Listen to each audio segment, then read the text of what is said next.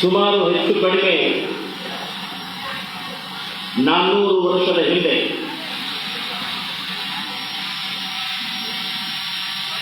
ಇಡೀ ದೇಶದಲ್ಲಿ 4 ಕಡೆ ಮುಸ್ಲಿಮರ ಆಡಳಿತ ನಡೀತಾ ಇತ್ತು. ಆದಿಲ್ ಶಾ, ಬಾದಿಲ್ ಶಾ, ಸುಲ್ತಾನರು, ಹೀಗೆಲ್ಲ ಕಡೆಗೆ ಸುತ್ತಲೂ ಇರುವಂತಹ ಮುಸ್ಲಿಮ ರಾಜ್ಯಾಡಳಿತ ಉಪಟಳ ಅತ್ಯಂತ ಅತ್ಯಾಚಾರ, ಅನಾಚಾರ ಹಿಂದೂಗಳ ಮೇಲೆ ನಡೀತಾ ಇರುವಂತಹ ಒಂದು ವಾತಾವರಣದ ಸಂದರ್ಭದಲ್ಲಿ 400 ವರ್ಷದ ಹಿಂದೆ ಶಿವನೇರಿ, ಪುಣೆಯ ಹತ್ರ ಇರುವಂತಹ ಶಿವನೇರಿಯಲ್ಲಿ ಒಂದು ಮಗು ಜನನ ಆಯಿತು. ಇಡೀ ದೇಶ ಆ ಜನನ ಆದಂತಹ ಸಮಯದಲ್ಲಿ ಒಂದ್ಸಲ ಏನೋ ರೋಮಾಂಚನ ಆಯಿತು. ಬರೇ ಒಂದು ಮಗು ಅಲ್ಲ, ಒಂದು ಗಂಡು ಮಗು ಅಲ್ಲ, ಇಡೀ ದೇಶದಲ್ಲಿ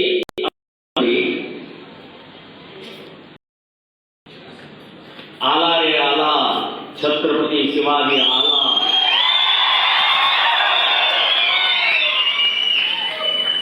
ಆ ಮಗುವಿನ ಜನ್ಮನೇ ರೋಮಾಂಚನಕಾರಿಯಾಯಿತು. ತಂದೆ ಬಿಜಾಪುರದ ಬಾದಶಾಹನ ಗುಲಾಮಿ ಸರ್ದಾರ್ ಆಗಿ ಬೆಂಗಳೂರಿನಲ್ಲಿ ಶಹಾಜಿ ಮಹಾರಾಜ್, ತಾಯಿ ಜೀಜಾಮಾತಾ, ತಾಯಿಯ ಗರ್ಭದಲ್ಲಿದ್ದಾಗಲೇ ಬಯಕೆ, ಈ ಹೆಣ್ಣು ಮಕ್ಕಳಿಗೆ ಗರ್ಭವತಿ ಆದ ಕೂಡಲೇ ಬಯಕೆ ಆಗುತ್ತೆ, ಬಯಸ್ತಾರೆ, ಏನೋ ತಿನ್ಬೇಕು, ಏನೋ ಮಾಡಬೇಕು, ಆ ಕಡೆ ಈ ಕಡೆ ಓಡಾಡಬೇಕು ಅಂತನ್ನುವಂಥದ್ದು. ಆದ್ರೆ ಜೀಜಾಮಾತಾಗೆ ಬಯಕೆ ಅಂಥದ್ದು ಬೆಟ್ಟದ ಮೇಲೆ ಹೋಗ್ಬೇಕು, ಅರಣ್ಯಕ್ಕೆ ಹೋಗ್ಬೇಕು, ಆ ಕೋಟೆ ಮೇಲೆ ಹತ್ತಬೇಕು, ಇದು ಬಯಕೆ. ಅಂದ್ರೆ ಅದರ ಅರ್ಥ ಆ ಮಗು ಒಳಗಡೆ ಮಗು ಹೇಳ್ತಾ ಇದೆ, ನನಗೆ ಮಾವಿನ ಹಣ್ಣು ಬೇಡ, ನನಗೆ ಜಾಮೂನು ಬೇಡ, ನನಗೆ ಕೋಟೆ ನೋಡ್ಬೇಕಾಗಿದೆ ಅಮ್ಮ ಅಂತ ಒಳಗಡೆಯಿಂದಲೇ ಆ ಶಿವಾಜಿ ಹೇಳ್ತಾರೆ. ಅಂಥ ಶಿವನ ಜನ್ಮ ಆಯಿತು, ಬೆಳೆದ. ಇನ್ನು ನಾವು ನೀವು ನಮ್ಮ ಮನೆಯಲ್ಲಿ ಹುಟ್ಟಿದಂತ ಮಕ್ಕಳಿಗೆ ಆಟದ ಸಾಮಾನುಗಳನ್ನು ಕೊಡ್ತೀವಿ, ಮೋಟರೋ, ಗೊಂಬೆನೋ, ಏನೇನೋ ನಾವು. ಅದು ಇವತ್ತು ಚೀನಾ ಗೊಂಬೆಗಳು ಬಂದ್ಬಿಟ್ಟಿವೆ. ಚೀನಾ ಗೊಂಬೆಗಳನ್ನು ಕೊಟ್ಟು ಆ ಮಗು ಚೀಪುತ್ತೆ, ಚೀನಾನೇ ಚೀಪುತ್ತೆ.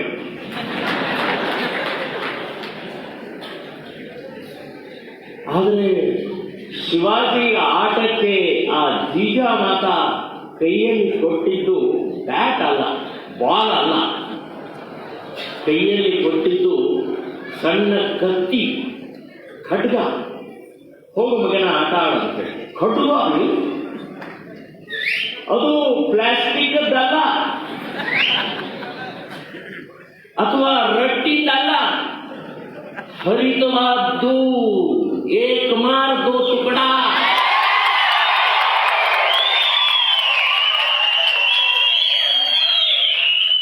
ಇನ್ನು ಕತ್ತಿ ಕೊಟ್ಟ ಮೇಲೆ ಆ ಹುಡುಗ ಇನ್ನೇನು ಆಟ ಆಡೋದು? ಯುದ್ಧನೇ, ಯುದ್ಧದ ಆಟ. ಇವತ್ತಿನ ಮಕ್ಕಳಿಗೆ ಆಟ ಆಡ್ತಾ ಆಡ್ತಾ ಬ್ಲೇಡು, ಚಾಕು ಹಿಡಿದ್ರೆ ಸಾಕು,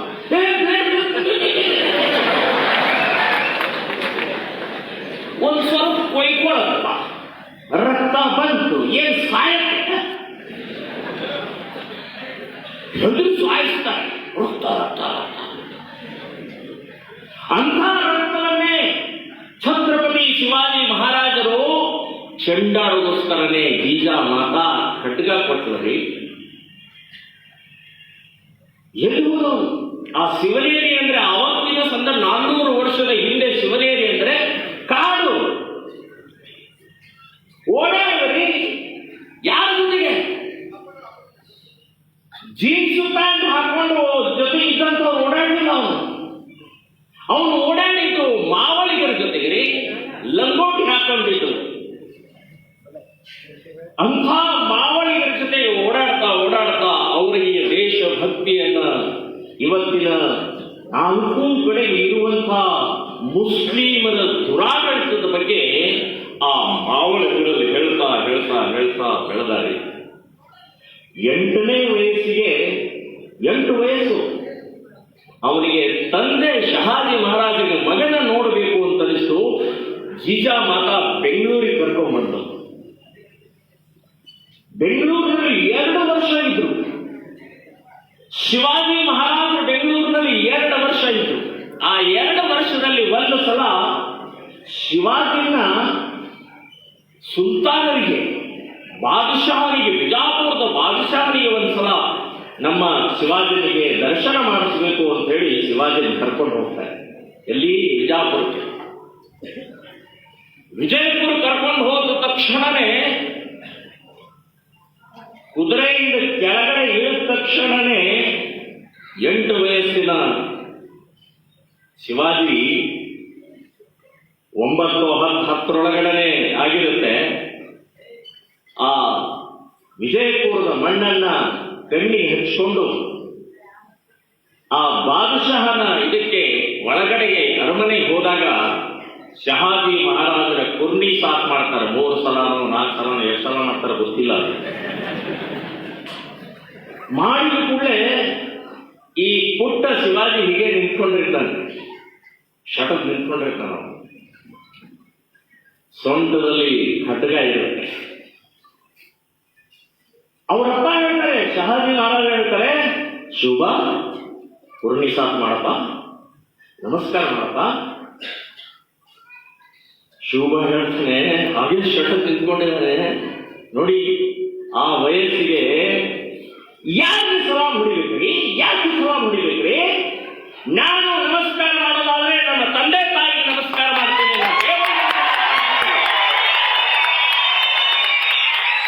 ತುಳಜಾ ಭವಾನಿಗೆ ನಮಸ್ಕಾರ ಮಾಡ್ತೀನಿ, ಭಾರತ ಮಾತೆಗೆ ನಮಸ್ಕಾರ ಮಾಡ್ತೀನಿ. ಈ ಮುಲ್ಲಾನಿಗೆ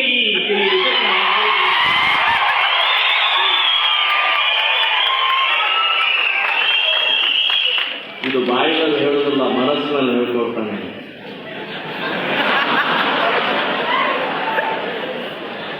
ಅವ್ರು 2-3 ಸಲ ಶಹಾಜಿ ಮಹಾರಾಜ್ ಹೇಳ್ತಾರೆ, ಶುಭ ನಮಸ್ಕಾರ ಮಾಡು ನೋಡು. ನಾವು ಬಗ್ಗೋದೇ ಇಲ್ಲ ರೀ, ಬಗ್ಗೋದಿಲ್ಲ. ಅವಾಗ ಅಲ್ಲಿ ಬಾದಶಾಹ ಮೇಲೆ ಕೂತಂತ ಬಾದಶಾಹ ಹೇಳ್ತಾನೆ, ಇರ್ಲಿ ಬಿಡ್ರಿ, ಸಣ್ಣವಿದಾನ ಇರ್ಲಿ ಬಿಡ್ರಿ. ಸಣ್ಣವನೇ ತೋರಿಸಿದ ಗಂಡಗಲಿ ನಿನಗೆ ಸಲಾಂ ಹೊಡಿಲಿಲ್ಲ.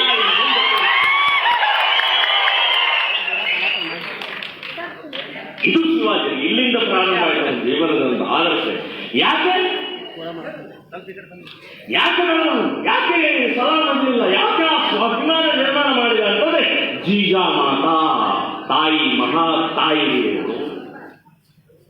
ತನ್ನ ಎದೆಯ ಹಾಲಿನ ಜೊತೆಗೆ ದೇಶಭಕ್ತಿಯ ಅಮೃತವನ್ನು ಕುಡಿಸಿದಂತಹ ಮಹಾ ತಾಯಿ ಜೀಜಾಮಾತಾಯಿ. ಆ ಜೀಜಾಮಾತಾ ಗೊತ್ತಿತ್ತು ಇವರ ಅಪ್ಪನ ಕಡೆಗೆ ಶಹಾಜಿ ಮಹಾರಾಜರ ಬೆಂಗಳೂರಿಗೆ ಕಳಿಸಿದೆ, ಈ ಬಾದಶಾಹರ ಗುಲಾಮಗಿರಿಯ ಅವನ ಮೇಲೆ ಬೀಳಬಾರದು ಅಂತ ಹೇಳಿ ತಾನು ಬೆಳೆಸಿದ್ದು. ಶಿವನೇರಿಯಲ್ಲಿ ಪುಣೆಯಲ್ಲಿ ತಾನು ಬೆಳೆಸಿದಂತಹ ಆ ಮಹಾ ತಾಯಿಯ ಪರಿಣಾಮದಿಂದ ಶಿವಾಜಿ ಛತ್ರಪತಿಯಾಗುತ್ತೆ. ಅಲ್ಲಿ ಇನ್ನೊಂದು ಘಟನೆ ನಡೀತು. ಸುಮಾರು ವಿಜಯಪುರದಲ್ಲಿ ಒಂದು 15 ತಿಂಗಳಿಗೆ ಇರ್ತಾರಲ್ಲಿ. ಆ ಶುಭ ಒಂದು ಸಲ ಓಡಾಡ್ಕೊಂಡು ಹೋಗ್ಬೇಕಾದ್ರೆ ಒಬ್ಬನ ಆಕಳನ್ನು ಕಡಿಯಕ್ಕೆ ಕೈ ಎತ್ತಾನೆ. ಆಕಳನ್ನು ಕಡಿಯಕ್ಕೆ ಕೈ ಎತ್ತಿದಂತ ನೋಡಿ ಹುಡುಗ ತಡ್ಕೊಳಕ್ಕಾಗೋಲ್ಲ. ದಿಲೀಪನ ಕಥೆ ಕೇಳಿರ್ತಾನೆ. ಆ ಮಹಾ ತಾಯಿ ಜೀಜಾ ಮಾತಾಯಿಂದ ಆಕಳು ಅಂದ್ರೆ ಏನು, ಗೋ ಮಾತಾ ಅಂತ ಹೇಳಿ ಕೇಳಿದಂತಹ ಕಥೆ ನೆನಪಾಗತ್ತೆ. ದಿಲೀಪನ್ ನೆನಪಾಗತ್ತೆ. ತನ್ನ ಸೊಂಟದಲ್ಲಿದ್ದಂತ ಖಡ್ಗ ತೆಗೆದು ಅಲ್ಲಿ ಕೈಯನ್ನು ಕತ್ತರಿಸಿ ಸಾಕಿದಂತ ಖಡ್ಗಗಳೇ ಹಿಂದೆ ಮುಂದೆ ನೋಡಲ್ಲ ರೀ. ಹಿಂದೆ ಮುಂದೆ ನನಗೆ ಕೇಸ್ ಆಗತ್ತೆ, ಜೇಲ್ ಆಗತ್ತೆ.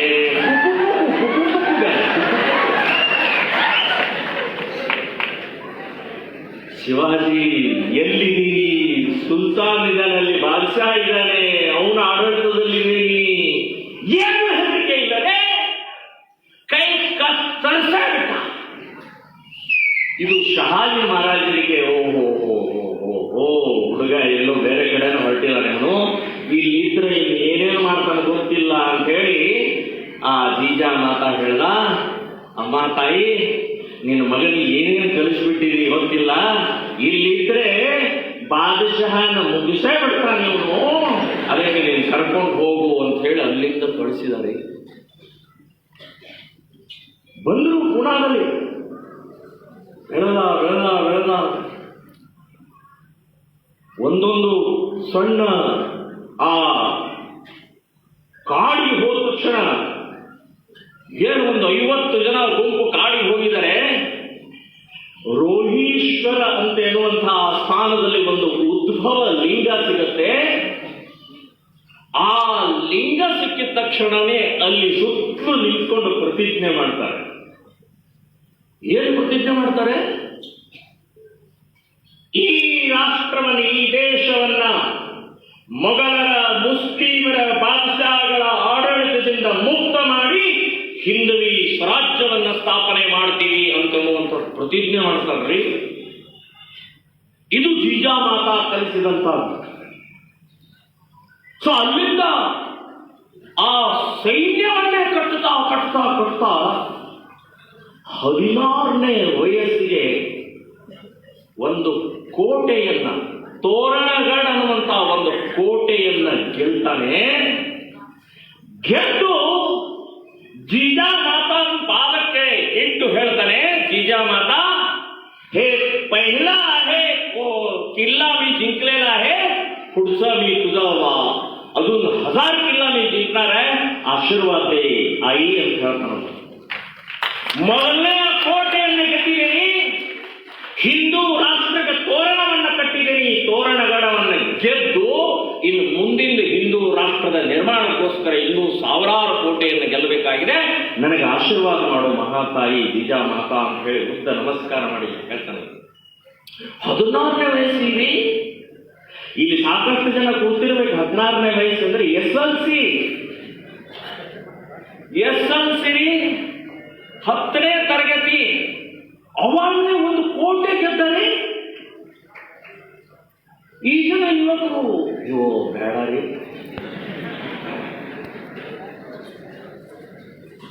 ಸೊ ಅವಾಗ 16ನೇ ವಯಸ್ಸಿಗೆ ಒಂದು ಕೋಟೆಯನ್ನು ಗೆದ್ದಂತ ಆ ಛತ್ರಪತಿ ಶಿವಾಜಿಯ ಆದರ್ಶ ಜೀಜಾ ಮಾತಾ, ಆ ಮಹಾ ತಾಯಿ ಬೆಳೆಸಿದಂತ ರೀತಿ ಇದೆಯಲ್ಲ. ದಾದಾಜಿ ಕೊಂಡ್ರೇವ್ ಅಂತನ್ನುವಂತಹ ಗುರುಗಳು ಎಲ್ಲರನ್ನೂ ಕಲಿಸಿದ್ರು. ಸಂಸ್ಕೃತ ವಿದ್ಯೆಯನ್ನು ಕಲಿಸಿದ್ರು, ಬಿಲ್ಲು ವಿದ್ಯೆಯನ್ನು ಕಲಿಸಿದ್ರು, ತಲವಾರವನ್ನು ಕಲಿಸಿದ್ರು, ಕುದುರೆ ಹಣ್ಣ ಹಾಕೋದು ಕಲಿಸಿದ್ರು. ಎಲ್ಲವನ್ನು ಕಲಿಸಿದಂತ ಆ ಮಹಾ ಸ್ವರೂಪಿಯಾದಂತಹ 16ನೇ ವಯಸ್ಸಿಗೆ ಒಂದು ಕೋಟೆಯನ್ನು ಗೆದ್ದರು. ಮುಂದೆ ಹೀಗೆ ಗೆಲ್ತಾ ಹೋದಂಗೆ ಈ ಬಾದಶಾಹನಿಗೆ, ಬಿಜಾಪುರದ ಬಾದಶಾಹನಿಗೆ ನಡಕ ಪ್ರಾರಂಭ ಆಯಿತು. ಯಾವುದೋ ಒಂದು ಪುಟ್ಟ ಹುಡುಗ, ಯಾವುದೋ ಒಂದು ಲಾಟ್ಪುಟ್ಟ ಹುಡುಗ ಒಂದೊಂದು ಕೋಟೆ ಗೆಲ್ತಾ ಇದ್ದಾನೆ. 18ನೇ ವಯಸ್ಸಿಗೆ 40 ಕೋಟೆಗಳನ್ನು ಗೆದ್ದಂತ ಆ ಇದನ್ನ ಇಲ್ಲಿ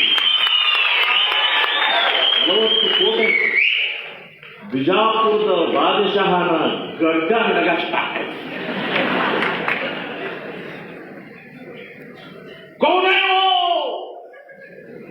कौन है तेरे बुढ़के कहीं हाथ है. ಸೊ ಅಂಥವ್ರು ಏನು 40 ಕೋಟೆ ನನ್ನ ಕೋಟೆ, ಎಲ್ಲ ದೇಶಮುಖರು, ದೇಶಪಾಂಡೆಗಳು, ಕುಲಕರ್ಣಿಗಳು ಎಲ್ಲ ಅವರಿಗೆ ತಪ್ಪು ಕಾರಣಕ್ಕೆ ಹೋಗ್ತಾ ಇದ್ದಾವೆ, ಕೋಟೆಗಳೆಲ್ಲ ಶರಣಾಗ್ತಾ ಇದ್ದಾವೆ. ಇದನ್ನು ನೋಡಿದ ಇವರಿಗೆ ಎಲ್ಲಿ ಬಿಗಿ ಹಚ್ಚಬೇಕು ಅಂತಂದ್ರೆ ಅವ್ರ ಅಪ್ಪನ ಹಿಡಿಬೇಕು ಅಂತ ಹೇಳಿ ಪ್ರಾರಂಭ ಮಾಡಿದ್ರು. ಅವ್ರ ಅಪ್ಪ ಏನು ಕಡಿಮೆ ಇರಲಿಲ್ಲ, 15,000 ಜನರ ಸೈನ್ಯ ಇತ್ತು ಅವರ ಹತ್ರ. ಅವರು ಕೂಡ ಒಳಗಿಂದ ಒಳಗಡೆಗೆ ಹಿಂದೂ ರಾಜರು ಯಾರ್ಯಾರು ಅವ್ರನ್ನೆಲ್ಲ ಸಂಪರ್ಕ ಮಾಡಿ ಒಂದು ಜೋಡಿಸ್ತಾ ಇರುವಂತಹ ಆ ವ್ಯಕ್ತಿ ಶಹಾಜಿ ಮಹಾರಾಜರನ್ನ ಮೋಸದಿಂದ ಅರೆಸ್ಟ್ ಮಾಡಿ ಬಿಜಾಪುರಕ್ಕೆ ತಗೊಂಡ್ಬರ್ತಾರೆ. ಬಿಜಾಪುರದ ಗಲ್ಲಿಯಲ್ಲಿ ಸರ್ಪಳಿ ಕಟ್ಟಿ, ಕಾಲಿಗೆ, ಕೈಗೆ, ಕುತ್ತಿಗೆಗೆ ಸರ್ಪಳಿ ಕಟ್ಟಿ, ಆನೆ ಕಾಲಿಗೆ ಕಟ್ಟಿ ಊರು ತುಂಬೆಲ್ಲ ಮೆರವಣಿಗೆ ಮಾಡುತ್ತಾರೆ. ಇದು ಸುದ್ದಿ ಶಿವಾಜಿ ಗೊತ್ತಾಗುತ್ತೆ, ಜೀಜಾಮಾತ ಗೊತ್ತಾಗುತ್ತೆ. ಸೊ ಇದು ತಂತ್ರ ಇದೆ, ಇದು ಕುತಂತ್ರ ಇದೆ, ಷಡ್ಯಂತ್ರ ಇದೆ ಅಂತ ಗೊತ್ತಾಗುತ್ತೆ. ಆ ಕಡೆಗೆ ಸಂಭಾಜಿ ಶಿವಾಜಿಯ ಅಣ್ಣ ಅಲ್ಲಿ ಒಬ್ಬನ ಯುದ್ಧಕ್ಕೆ ಬರ್ತಾನೆ, ಪರಾಕಾಲ ಅಂತ ಹೇಳಿ ಒಬ್ಬನು ಯುದ್ಧಕ್ಕೆ ಬರ್ತಾನೆ. ಒಂದು ಕಡೆಗೆ ಶಹಾಜಿ ಮಹಾರಾಜರನ್ನು ಅರೆಸ್ಟ್ ಮಾಡಿದ್ದಾರೆ, ಇನ್ನೊಂದು ಕಡೆಗೆ ಅಣ್ಣನ ಮೇಲೆ, ಸಂಭಾಜಿ ಮಹಾರಾಜರ ಅಣ್ಣನ ಮೇಲೆ ಯುದ್ಧಕ್ಕೆ ಪರಾಕಾಲ ಬಿಡ್ತಾರೆ. ಇನ್ನೊಂದು ಕಡೆಗೆ ಶಿವಾಜಿ ಕಡೆಗೆ ಫತೇ ಖಾನ್ ಅಂತನ್ನುವಂತಹ ಒಬ್ಬ ಇವನನ್ನ 20-25,000 ಜನ ಸೈನ್ಯವನ್ನು ಕೊಟ್ಟು ಕಳಿಸ್ತಾನೆ. ಅಂದ್ರೆ ಒಂದೇ ಸಲ ಬಿಜಾಪುರದ ಬಾದಶಾ ಒಂದೇ ಸಲ ಎಲ್ಲರನ್ನೂ ಮುಗಿಸಬೇಕು ಅಂತ ಹೇಳಿ ತಂತ್ರದಿಂದ ಮಾಡಿದಂತಹ ಇದನ್ನ ವಿಫಲ ಮಾಡುತ್ತಾರೆ. ಹಾಗೆ ನೋಡಿ, ಇವತ್ತಿನ ರಾಜಕಾರಣಿಗಳು ದಯವಿಟ್ಟು ಇಲ್ಲಿ ಕೂತಂಥವ್ರು ತಪ್ಪು ತಿಳ್ಕೊಳ್ಬಾರ್ದು.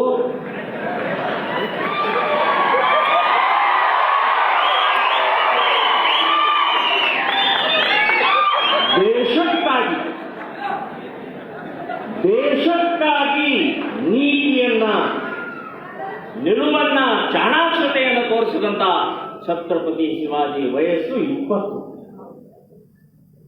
ಹೇಗೆ 3 ಕಡೆ ಆಘಾತ, ತಂದೆ ಅರೆಸ್ಟ್ ಆಗಿದ್ದಾರೆ, ಸ್ವಲ್ಪ ಹೆಚ್ಚು ಕಡಿಮೆ ಆಯ್ತು ತಂದೆಯನ್ನು ಕೊಂದು ಹಾಕ್ತಾರೆ.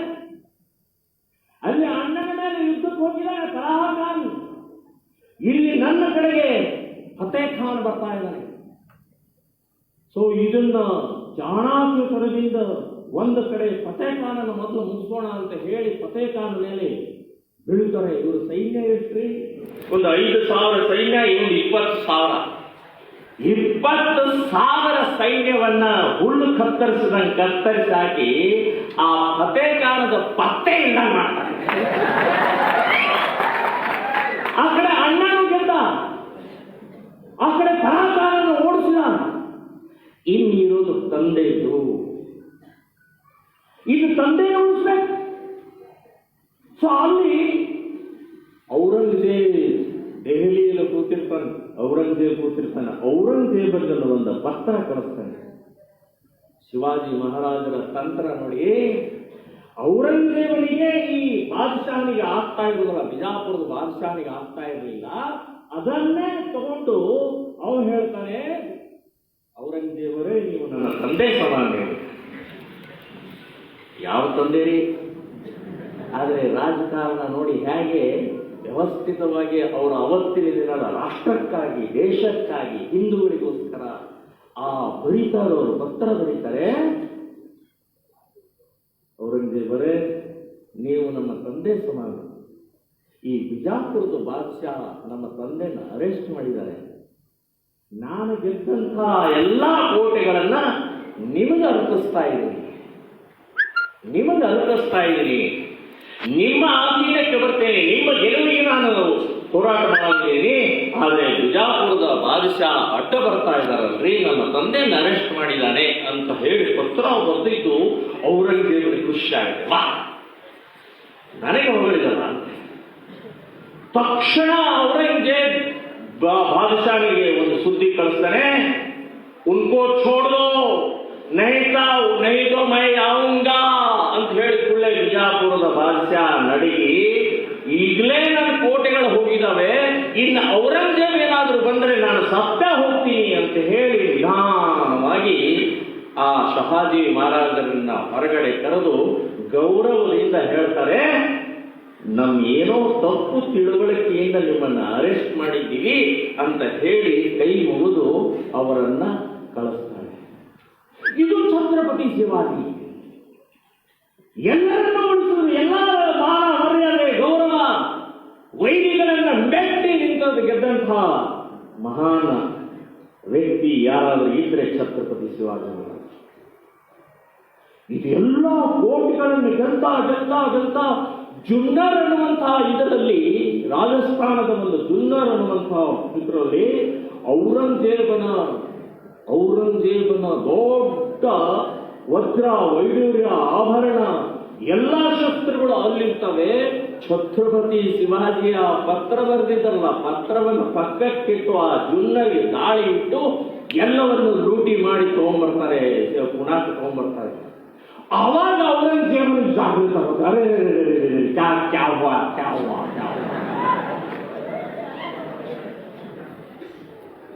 ಆವಾಗ ಔರಂಗಜೇಬ್ ಹೇಳ್ತಾನೆ, ಬಾದಶಾಹ ಹೇಳಿ ಕಳಿಸ್ತಾನೆ, ಓ ಬಚ್ಚ, ಆ ಹುಡುಗ ಬಹಳ ಆಟ ಆಡ್ತಾ ಇದ್ದಾನೆ, ಒಂದು ಸಲ ಬುದ್ಧಿ ಕಲಿಸು ಅಂತ ಹೇಳ್ತಾನೆ. ಆವಾಗ ಆ ಬಾದಶಾಹನ ಕಾಯಿಲೆಯಿಂದ ಸತ್ತು ಹೋಗ್ತಾನೆ. ಅವ್ರ ಮಗ ಅಲಿ ಇರ್ತಾನೆ, ಬಾದಶಾಹನ ಮಗ ಅಲಿ ಇರ್ತಾನೆ. ಅಲಿಯ ತಾಯಿ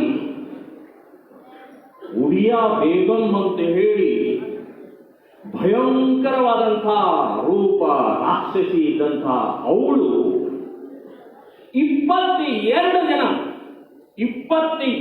ಜನ ಶೂರ ವೀರ ಸರ್ದಾರರನ್ನ ಒಂದು ಆಸ್ಥಾನಕ್ಕೆ ಕರೆದು ಹೇಳ್ತಾಳೆ, ಇಲ್ಲಿ ಮಧ್ಯದಲ್ಲಿ ಒಂದು ತಟ್ಟೆ ಒಳಗಡೆಗೆ ಎಲೆ ಅಡಿಕೆ ಇಟ್ಟಿದ್ದೀನಿ, ವಜ್ರದ ಕಠಾರೆ ಇಟ್ಟಿದ್ದೀನಿ. ಯಾರು ಆ ಶಿವಾಜಿಯನ್ನ ಹಿಡ್ಕೊಂಡು ಬರ್ತಾರೆ, ಕೊಂದು ಬರ್ತಾರೆ, ಅವರು ಈ ಮಧ್ಯದಲ್ಲಿರುವಂತಹ ಎಲೆ ಅಡಿಕೆ ಮತ್ತು ಕಠಾರೆಯನ್ನು ಎತ್ತಬೇಕು ಅಂತ ಹೇಳ್ತಾರೆ. 22 ಜನ ಶೂರ ವೀರ ಸರ್ದಾರ್ ಕೂತಿರ್ತಾರೆ. ಒಬ್ರಿಗಿಂತ ಒಬ್ರು ತಲೆ ಕೆಳಗಡೆ ಹಾಕ್ತಾರೆ. ಶಿವಾಜಿ ಕಡೆ ಹೋದ್ರೆ ನಮ್ಮ ಕಥೆ ಮುಗೀತು ಅಂತ ಅನ್ನೋದು ಗೊತ್ತಿರುತ್ತೆ. ಒಬ್ರು ಹೇಳುದಿಲ್ಲ. ಆ ಉಡಿಯಾ ಬೇಗಂ ಉರಿಯಷ್ಟಾಗ ಇನ್ನೊಂದು ಸಲ ಕೂಗ್ತಾರೆ, ಯಾರು ಗಂಡಸಿಲ್ವಾ ಆ ಶಿವಾಜಿಯನ್ನು ಕೊಂದವರಕ್ಕೆ? ಅಷ್ಟರೊಳಗ 22ರಲ್ಲಿ ಒಬ್ಬನಿಗೆ 7 ಫೂಟು 4 ಫೂಟ್ ಅಗಲ 7 ಫೂಟ್ ಎತ್ತರ ಇರುವಂತ ಅಫ್ಜಲ್ ಖಾನ್ ಆ 21 ಜನರಿಗೆ ಬಸ್ ಸಾಕ ನಾವು ಹುಡುಕಿ ತಾಕ್ನಲ್ಲಿದ್ದಂತ ಕಠಾರಿಯನ್ನು ತಗೊಂಡ, मैं उनको जिंदा नहीं मुर्दा लाता हूं ಅಂತ ಹೇಳ. ಮಗನೇ ನೀನ್ ಗೊತ್ತಾಗತ್ತೆ ಹೊರಟ. ಏನು ವೈಭವದಿಂದ 20,000 ಕುದುರೆ, 15-20,000 ಕಾಲ್ದಳ, ಒಂಟೆ ಎಲ್ಲವೂ ತಗೊಂಡ ರೆಡಿಯಾಗಿ ವಿಜಯಪುರದಿಂದ ಹೊರಡುವಂತಹ ಸಮಯದಲ್ಲಿ ಇವನ ಪ್ರೀತಿಯ ಆನೆ ಸತ್ವಕೊಂಡ ಅಪಶಕುನ ಆಯ್ತ. ಅಪಶಕುನ ಆಯ್ತು ಅಂತ ಹೇಳಿ ನಿಲ್ಲೋದಲ್ಲ, ಅವ್ರಿಗೆ ಏನ್ರಿ ಅಪಶಕುನ್ರಿ?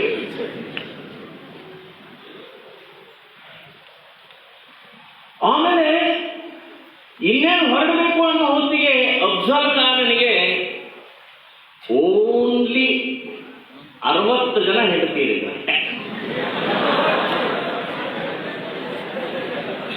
60. ಅವನಿಗೆ ನಾನು ಯುದ್ಧಕ್ಕೆ ಹೋಗ್ತಾ ಇದ್ದೇನೆ, ಶಿವಾಜಿ ಹಿಡಿಯಕ್ಕೆ ಹೋಗ್ತಾ ಇದ್ದೇನೆ, ಅಕಸ್ಮಾತ್ ಏನಾದರೂ ಅಲ್ಲಿ ಅನಾಹುತ ಆದ್ರೆ ಈ 61 ಜನರ ಪಾಪ ಕಥೆ ಏನು ಅಂತ ಹೇಳಿ 4-5 ದಿನ ಇದ್ದು ಆ 60 ಜನರನ್ನ ಚಂದ್ರ ಕುಂತಾನ ಒಂದೊಬ್ಬರು ಕೊಂದು ಹಾಕ್ತಾನ್ರಿ. ಒಬ್ಬಳು ಓಡಿ ಹೋಗ್ತಾನೆ. ಓಡಿ ಹೋದ ಕೂಡಲೇ ಅಲ್ಲಿ ದೂರ 1-2 ಕಿಲೋಮೀಟರ್ ಹೋಗ್ತು, ಇವನು ಬಿಡುದಿಲ್ಲ, ಅಲ್ಲಿ ಹೋಗಿ ಹೊಡಿತಾನೆ. ಇವತ್ತಿಗೂ ನೀವು ವಿಜಯಪುರಕ್ಕೆ ಹೋದ್ರೆ 50-90 ಗೋರಿ ಒಂದು ಕಡೆ ಇದ್ದಾವೆ, ಇನ್ನೊಂದು ಕಡೆಗೆ ಒಂದು ಗೋರಿ ಇದೆ. ಸಾತ್ ಖಬರ್ ಅಂತ ಹೇಳ್ತಾರೆ. ಅದಕ್ಕೆ ನೋಡಕ್ಕೇನು ಹೋಗ್ಬಿಟ್ರೆ ಅದೇನು ಗೋರಿ ನೋಡೋದೇನು. ನಮ್ಮಲ್ಲಿ ಹಿಂದೂ ಸಮಾಜದಲ್ಲಿ, ಹಿಂದೂ ಧರ್ಮದಲ್ಲಿ, ಹಿಂದೂ ಸಂಪ್ರದಾಯದಲ್ಲಿ ಹೇಗಿದೆ, ಯುದ್ಧಕ್ಕೆ ಹೊರಟ್ರೆ, ಮಿಲಿಟರಿಗೆ ಸೇರಿದರೆ ತಾಯಿ ಬಂದು ಅವನಿಗೆ ಆಶೀರ್ವಾದ ಮಾಡ್ತಾರೆ, ಹೆಂಡತಿ ಬಂದು ಕುಂಕುಮ ಹಚ್ಚಿ ಆರತಿ ಮಾಡ್ತಾರೆ, ಹೋಗ ಮಗನೇ ಗೆದ್ದು ಬಾ ಅಂತ ಹೇಳುವಂತ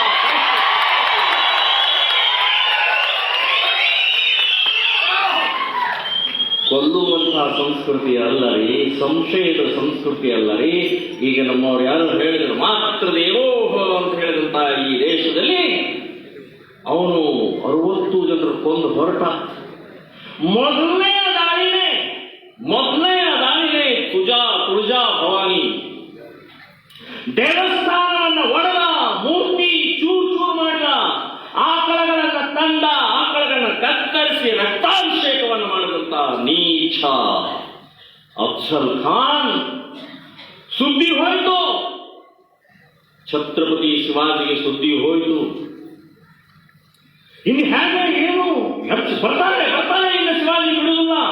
ಶಿವಾಜಿಯ ಮಹಾರಾಷ್ಟ್ರದ ಕುಲದೇವತೆ ಅಂಬಾಭವಾನಿ, ತುಳಜಾ ಭವಾನಿಯ ದೇವಸ್ಥಾನ ಮಾಡಿದ, ಇನ್ನು ಶಿವಾಜಿ ಒಡೆದು ಬಂದೇ ಬರ್ತಾನೆ ಅಂತ ಹೇಳಿ. ಆದರೆ ಶಿವಾಜಿಯ ತಂತ್ರಗಾರಿಕೆ ನಡೀತಾ ಇತ್ತು. ಅಲ್ಲಿಂದ ಮುಂದೆ ಬಂದ ಕೊಲ್ಲಾಪುರ್, ಹೀಗೆ ಪಂಡ್ರಾಪುರ್, ಎಲ್ಲೆಲ್ಲಿ ದೇವಸ್ಥಾನಗಳು ಸಿಗ್ತಾವೆಲ್ಲ ಹೊಡಿತಾ ಬಂದಂತ ಸಮಯದಲ್ಲಿ ಶಿವಾಜಿ ಪುರಂದರಗಢದಲ್ಲಿರ್ತಾರೆ. ಈ ಪುರಂದರಗಢದಲ್ಲಿ ನಾವು ಇದ್ರೆ ಬಯಲು ಪ್ರದೇಶ, ಇಲ್ಲಿ ಈ ಅಫ್ಜಲನ್ನು ಸೋಲ್ಸಕ್ಕಾಗಲ್ಲ, ಗೆಲ್ಸಕ್ಕಾಗಲ್ಲ, ನಮ್ಮಂತ ಇರೋ ಸೈನ್ಯ ಬಹಳ ಕಡಿಮೆ ಇದೆ ಅಂತ ಹೇಳಿ ಅಲ್ಲಿಂದ ಪ್ರತಾಪ್ಗಢಕ್ಕೆ ಹೋಗ್ತಾರೆ. ಪ್ರತಾಪ್ಗಢ ಅಂತಂದ್ರೆ ಯಾರಾದ್ರೂ ನೋಡಿದ್ರೆ ಗೊತ್ತಾಗುತ್ತೆ, ಅರಣ್ಯಗಳ ಮಧ್ಯದಲ್ಲಿ ಇರುವಂತಹ, ಅಲ್ಲಿ ಹೋಗೋದೇ ಕಷ್ಟ, ಯುದ್ಧ ಮಾಡೋದು ಕಷ್ಟ, ಗಿಡ ಮರಗಳು ದಟ್ಟ ಅರಣ್ಯ ಇರುವಂತಹ ಮಧ್ಯದಲ್ಲಿ ಪ್ರತಾಪ್ಗಢ ಇರುವಂತಹದ್ದು. ಅಲ್ಲಿ ಹೋದ ಕೂಡಲೇ ಅಫ್ಜಲ್ ಖಾನ್ ಗೊತ್ತಾಯ್ತು, ಓಹೋ ನನಗೆ ಅಂಜಿದ, ನನಗೆ ಅಂಜಿ ಅಲ್ಲಿ ಹೋಗಿದ್ದಾನೆ ಅಂತ ಹೇಳಿ ಸ್ವಲ್ಪ ಉಬ್ಬಿದ್ದಾನೆ. ಹೋದ ಕೂಡಲೇ ಅಲ್ಲಿ ಆ ಪ್ರತಾಪ್ಗಢದ ಕೆಳಗಡೆಗೆ ಡೇರೆ ಹಾಕಿದ್ರು. ಅಲ್ಲಿ ಮೇಲ್ಗಡೆಗೆ ಸೈನ್ಯ ಬಹಳ ಕಡಿಮೆ ಇದೆ. ಇವ್ರದ್ದು ಎಷ್ಟು, ಅವ್ರದ್ದೆಷ್ಟು, ಅವ್ರ ಹತ್ರ ಇರೋದು 15, ಇವ್ರ ಹತ್ರ ಇರೋದು ಲಕ್ಷಾಂತರ ಸೈನ್ಯರಿದ್ದಾರೆ. ಅವಾಗ ಒಂದು ತಂತ್ರ ಮಾಡಿ, ಒಂದು ಮೋರೋಪಂತ್ ಅನ್ನುವಂತಹ ಒಬ್ಬ ಗುರುಗಳಿರ್ತಾರೆ, ಅವರನ್ನ ಆ ಅಫ್ಜಲ್ ಖಾನ್ ಕಡೆಗೆ ಕಳಿಸ್ತಾರೆ. ಆ ಮೋರೋಪಂತರು ಹೇಳ್ತಾರೆ, ಅಫ್ಜಲ್ ಖಾನ್ರೆ, ಶಿವಾಜಿ ಬಹಳ ಹೆದರಿಬಿಟ್ಟಿದ್ದಾರೆ, ನೀವು ಶ್ರೇಷ್ಠರು, ನೀವು ಬಹಳ ಒಳ್ಳೆಯವರು, ದೊಡ್ಡವರಿದ್ದೀರಿ, ನಿಮಗೆ ಶರಣಾಗತಿ ಆಗಬೇಕು ಅಂತ ನಿಶ್ಚಯ ಮಾಡಿದ್ದಾರೆ ಅಂತ ಹೇಳಿದ ತಕ್ಷಣನೇ ಹೋಗ್ಯಾಕ ಇನ್ನಷ್ಟು ಉಬ್ಬಿದ. ಇಡೀ ಸೈನ್ಯದಲ್ಲಿ ಸುದ್ದಿ ಹರಡಿತು, ಅಫ್ಜಲ್ ಖಾನ್ ಶಿವಾಜಿಯ ಸಂಧಾನ. ಸರಿ ಹೋದ, ಅಫ್ಜಲ್ ಖಾನ್ ಮೇಲೆ ಹೋದ, ಯಾರ್ಯಾರನ್ನೂ ಕರ್ಕೊಂಬಂದು ಬರ್ತಾ ಇದ್ದ. ಆದ್ರೆ ಮೇಲೆ ಹಬ್ಬ ಹೊತ್ತಿಗೆ ಅವ್ರನ್ನೆಲ್ಲ ಬೇಡ, ಹೆದರ್ತಾನೆ ಅಂತ ಹೇಳ್ತಾ ಬರೇ 4 ಜನ ಮೇಲೆ ಹೋಗುವಂಗ ಮಾಡಿದ. ಛತ್ರಪತಿ ಶಿವಾಜಿ ಮಹಾರಾಜರು ಎಷ್ಟು 4.25 ಫೂಟ್ ರೀ, ಇವನು 7 ಫೂಟ್, ಇವನು ಸೊಂಟಕ್ಕೆ ಬರ್ತಾನೆ. ಇಬ್ರು ಮೇಲೆ ರಾಕ್ಷಸ ತರ ಕೈ ಮಾಡಿ ತಗೊಂಡ. ಮೊದಲೇ ಪ್ಲಾನ್ ಮಾಡಿದ್ದ ಆ ವಜ್ರದ ಕಠಾರಿಯನ್ನ ಶಿವಾಜಿಯ ಬೆನ್ನಿಗೆ ಹಾಕಿದ. ಯಾರನ್ನೂ ಬೇಕಾದವ್ರು ನಂಬ್ರಿ, ಆದ್ರೆ ತುರ್ಕನ್ ಮಾತ್ರ ನಂಬ.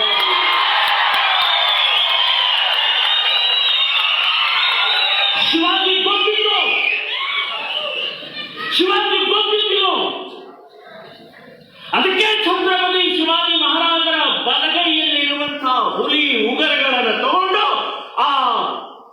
ಅಫ್ಜಲ್ ಖಾನದ ಹೊಟ್ಟೆ ಒಳಗಡೆ ಹಾಕಿ ಕರಳನ್ನ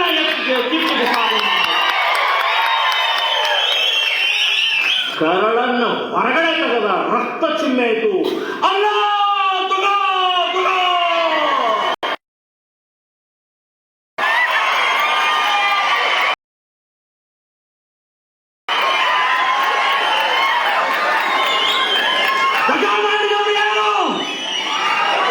ಸಂಧಾನಕ್ಕೆ ಕರೆದಂತ ಸಮಯದಲ್ಲಿ ಬಾಯಿ ಮುಚ್ಕೊಂಡು ಬರದೆ ವಜ್ರದ ಕಟಾರಿಯನ್ನು ಬೆಳ್ಳಿ ಹಾಕ್ತೀನಿ.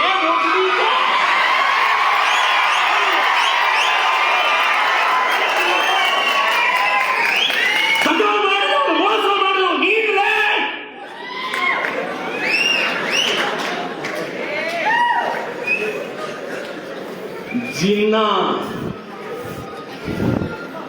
ಜಿನ್ನ ದೇಶವನ್ನು ತುಂಡು ಮಾಡುವಂತಹ ಸಮಯದಲ್ಲಿ ಒಂದು ಮಾತನ್ನು ಹೇಳಿದರು.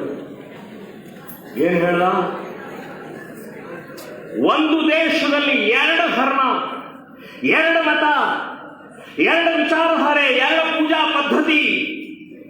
ಪದ್ಧತಿ ಇರಕ್ಕೆ ಸಾಧ್ಯ ಇಲ್ಲ, ನಮಗೆ ಬೇರೆ ಬೇಕು ಅಂತ ಹೇಳಿ ಅದನ್ನ ಮುಸ್ಲಿಂ ಸಮಾಜದವರು ಇಸ್ಲಾಂಗೋಸ್ಕರ ಪಾಕಿಸ್ತಾನ ನಿರ್ಮಾಣ ಮಾಡಿರಲ್ಲ, ಮೋಸ ಮಾಡಿದ್ರಿ, ದಗ ಮಾಡಿದ್ರಿ.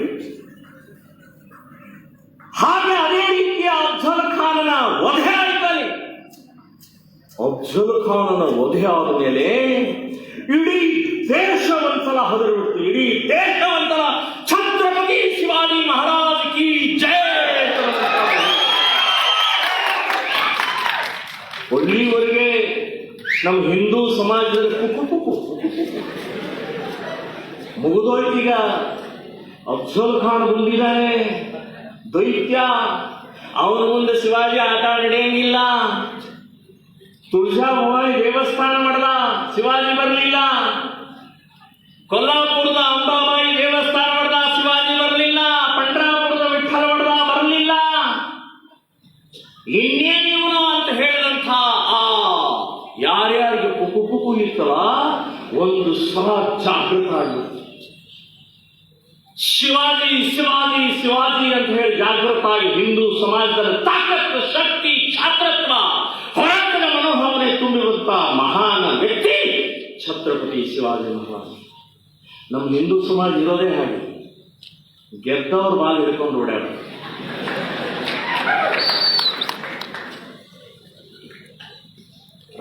ರಾವಣರ ಯುದ್ಧದಲ್ಲಿ ರಾವಣರ ಯುದ್ಧ ನಡೀತಾ ಇತ್ತು. ಬರೇ ಜೈ ಜೈ ಅನ್ನೋದು ಯಾರಿಗೂ ಗೊತ್ತಿಲ್ಲ. ಜೈ ಜೈ ಯಾರು ಇಲ್ಲಿ ಜೈ. ಕೊನೆಗೆ ರಾವಣನ ರುಂಡ ಹಾರಿದ ಮೇಲೆ ರಾಮನಿಂದ ಪ್ರಭು ಶ್ರೀರಾಮಚಂದ್ರನಿಗೆ ಜಯವಾಗಲಿ ಆವಾಗ ಬಂತು ಹೊರಗ ರಾಮನ ಹೆಸರು ಗೆದ್ದಲೇನೆ. ಹಾಗೆ ಹಿಂದೂ ಸಮಾಜ ಜಾಗೃತ ಆಗಬೇಕಾಗಿದೆ. ಹಿಂದೂ ಸಮಾಜದಲ್ಲಿ ಕ್ಷಾತ್ರತ್ವ ನಿರ್ಮಾಣ ಮಾಡಬೇಕಾಗಿದೆ. ಆ ಕ್ಷಾತ್ರತ್ವದ ಆದರ್ಶದ ವ್ಯಕ್ತಿ ಯಾರಾದರೂ ಇದ್ರೆ ಛತ್ರಪತಿ ಶಿವಾಜಿ ಮಹಾರಾಜ್.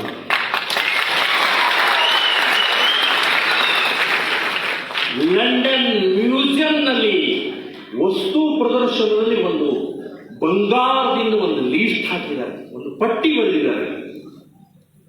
ಇಡೀ ಜಗತ್ತಿನಲ್ಲಿ ಯುದ್ಧ ನೀತಿ, ಇಡೀ ಜಗತ್ತಿನಲ್ಲಿ ಚಾಣಾಕ್ಷ ನೀತಿ, ಇಡೀ ಜಗತ್ತಿನಲ್ಲಿ ಶ್ರೇಷ್ಠ ವ್ಯಕ್ತಿ ಅಂಥವ್ರದ್ದು 12 ಜನರ ಪಟ್ಟಿ ಇದೆ. ಬಂಗಾರದ ಇದರಲ್ಲಿ ಬರೆದಿದ್ದಾರೆ. ಅದರಲ್ಲಿ ಮೊದಲನೇದೇ ಛತ್ರಪತಿ ಶಿವಾಜಿ. ಇದು ಛತ್ರಪತಿ. ಇಂಥ ಛತ್ರಪತಿ ಶಿವಾಜಿಯ ಜಯಂತಿ ನಾವು ಇವತ್ತು 395ನೇ ವರ್ಷದ ಆಚರಣೆ ಮಾಡ್ತಾ ಇದ್ದೀವಿ. ಡಾಕ್ಟರ್ ಮಾನೆ ಅವರಿಗೆ ನಾನು ಅಭಿನಂದನೆಗಳನ್ನು ಹೇಳ್ತಾ ಇದ್ದೀನಿ.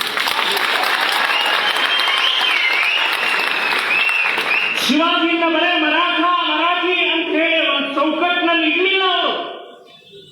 ಶಿವಾಜಿಯನ್ನು ಬರೇ ಮಹಾರಾಷ್ಟ್ರಗೋಸ್ಕರ ಮಾಡಿದ ಅಂತ ಇರಲಿಲ್ಲ ಅವರು.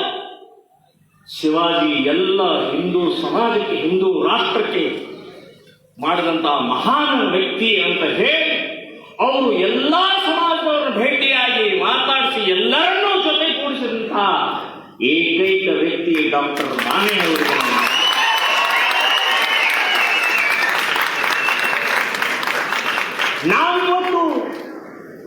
ನಾವಿವತ್ತು ನಮ್ಮ ಮಹಾಪುರುಷರನ್ನ ಜಾತಿಯ ಚೌಕಟ್ಟಿನಲ್ಲಿ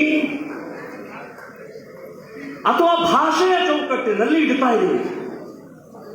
ನೋಡಿ ಎಂಥ ದುರ್ದೈವರಿ. ಸಂಗೊಳ್ಳಿ ರಾಯಣ್ಣ ಬಂದ ಕೂಡಲೇ ಕುರುಬರು ಬಂದ್ರೆ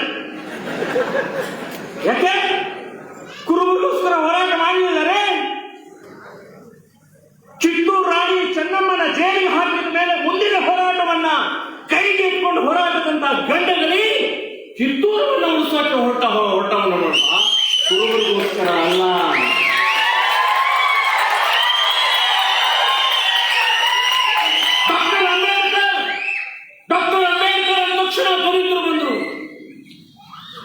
ಡಾಕ್ಟರ್ ಅಂಬೇಡ್ಕರ್ ಎಂದೂ ದಲಿತರಿಗೋಸ್ಕರ ಅಲ್ಲ, ಇಡೀ ದೇಶಕ್ಕೆ ಭಾರತ ರತ್ನ ಆದಂತಹ ಶ್ರೇಷ್ಠ ಇಡೀ ಜಗತ್ತಿನಲ್ಲಿ ಇರಲಾರ್ದಂತ ಸಂವಿಧಾನವನ್ನು ಕೊಟ್ಟಂತ ಏಕೈಕ ವ್ಯಕ್ತಿ ಡಾಕ್ಟರ್ ಅಂಬೇಡ್ಕರ್ ರೀ. ನಮ್ಮ ಭಾರತೀಯ ನಮ್ಮಲ್ಲಿದೆ ರತ್ನ, ಅಂಬೇಡ್ಕರ್ ರತ್ನ ನಮ್ಮಲ್ಲಿದೆ.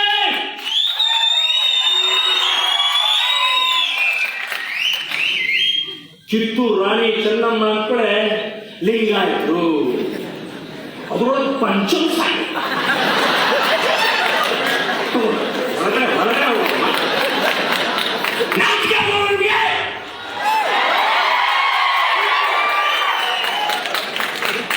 ಕಿತ್ತೂರು ರಾಣಿ ಚೆನ್ನಮ್ಮನ ಹೆಸರು ಕೇಳಿದ ತಕ್ಷಣ ಮಹಿಳೆಯರು ರೋಮಾಂಚನ ಆಗುತ್ತೆ. ಝಾನ್ಸಿ ರಾಣಿಯ ಹೋರಾಟಕ್ಕಿಂತ ಮುಂಚೆ ಹೋರಾಟ ಮಾಡಿದಂಥ 1857ಕ್ಕಿಂತ ಮುಂಚೆ ಹೋರಾಟ ಮಾಡಿದಂಥ ಯಾರಾದರೂ ಇದ್ರೆ ಅದು ಕಿತ್ತೂರು ರಾಣಿ ಚೆನ್ನಮ್ಮನೇ. ಪಂಚಮಸಾಲಿ ಸಲುವಾಗಿ ಹೋರಾಟ ಮಾಡಲಿಲ್ಲ.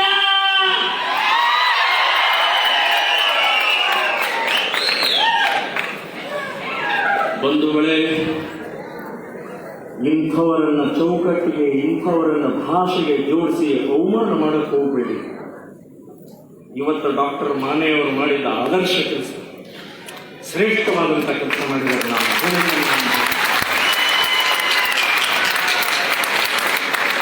ಬಂಧುಗಳೇ, ಛತ್ರಪತಿ ಶಿವಾಜಿ ಈ ರೀತಿ ನೂರಾರು ಓದ್ತಾ ಹೋದ್ರೆ ಆನಂದ ಆಗುತ್ತೆ, ರೋಮಾಂಚನ ಆಗುತ್ತೆ. ಎಂಥೆಂಥವರಿದ್ರೆ ತಾನಾಜಿ ಮಾಲ್ಸುರೆ, ಸಂತ ಧನಾಜಿ, ಬಾಜಿ ಪ್ರಭು ದೇಶಪಾಂಡೆ, ಎಂತೆಂತವ್ರೆ ಯಾರು? ಅವರೇನ IAS IPS ಓದಿದವರಲ್ಲ, ಕಂಪ್ಯೂಟರ್ ಸೈನ್ಸ್ ಓದಿಲ್ಲ.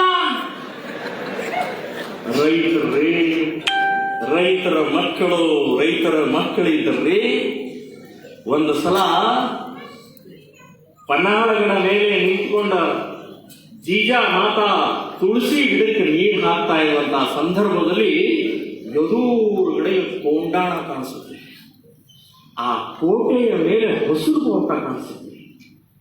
ನೀರು ಹಾಕ್ತಾ ಇರುವಂತಹ ಸಂದರ್ಭದಲ್ಲಿ ಆ ಹಸಿರು ಬಾವುಟ ನನಗೆ ದಿನಾಲು ಕಾಡ್ತಾ ಇದೆಯಪ್ಪ ಶಿವ, ಅದನ್ನು ಯಾವತ್ತು ತೆಗಿತೀಯೋ ಅಂತ ಕೇಳಿದಾಗ, ಕೊಂಡಾಣ ಕೋಟೆ ಅಭೇದ್ಯವಾದಂತಹ ಕೋಟೆ, ಕಷ್ಟದ ಕೋಟೆ, ಕಲ್ಲಿನ ಕೋಟೆ, ಸುತ್ತಲೂ ಯಾವ ಒಂದು ಬುಡ ಕೂಡ ಹೋಗಕ್ಕಾಗಲ್ಲ ಅಂಥ ಕೋಟೆಯನ್ನ ಜೀಜಾ ಮಾತಾ ಕೇಳಿದಾಳಂತಂದ್ರೆ ಶಿವಾಜಿ ಸುಮ್ಮನೆ ಇರ್ತಾನ? ತಾನಾಜಿಗೆ ಕರೆ ಹೋಯಿತು. ತಾನಾಜಿ ಮನೆಯಲ್ಲಿ ವೈಭವದಿಂದ ಮದುವೆ ನಡೀತಾ ಇದೆ, ಮಗನ ಮದುವೆ ನಡೀತಾ ಇದೆ, ಅಣ್ಣನ ಮದುವೆ ಆಗಬೇಕು ಅನ್ನುವಂಥ ಸಂದರ್ಭದಲ್ಲಿ ಅಷ್ಟರಲ್ಲೇ ಶಿವಾಜಿ ಮಹಾರಾಜರ ಕರೆ ಬಂದಿದೆ ಅಂತ ಗೊತ್ತಾದ ತಕ್ಷಣ ಕುದುರೆ ಹತ್ತಿ ಓಡಿರುತ್ತದೆ. ನೋಡಿ, ಮದುವೆ ಬಿಟ್ಟು ಓಡಿ ಬರ್ತಾನೆ.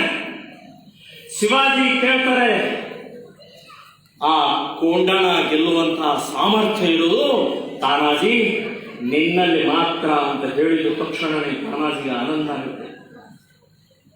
ತಾನಾಜಿ, ನಿನ್ನ ಮಗನ ಮದುವೆ ಆಯ್ತಾ ಅಂತ ಕೇಳ್ತಾನೆ. ನಾಹಿ ಅರೆ ಲಗ್ನ ಕರು ಯಾಕೆ?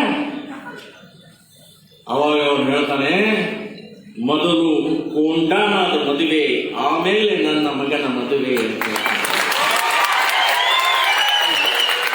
ಇದು ಛತ್ರಪತಿ ಶಿವಾಜಿಯ ಮೌಳೆಯರನ್ನ, ರೈತರ ಮಕ್ಕಳನ್ನ ತಯಾರು ಮಾಡಿದಂತಹ ತಾನಾಜಿ ಹೋದ, ಗೆದ್ದ, ಆದರೆ ಅಲ್ಲಿ ಸತ್ತ, ಪ್ರಾಣತ್ಯಾಗ ಮಾಡಿದ. ಕೊಂಡಾಣ ಇದ್ದಿದ್ದು ಸಿಂಹಗಳ ಇತ್ತು.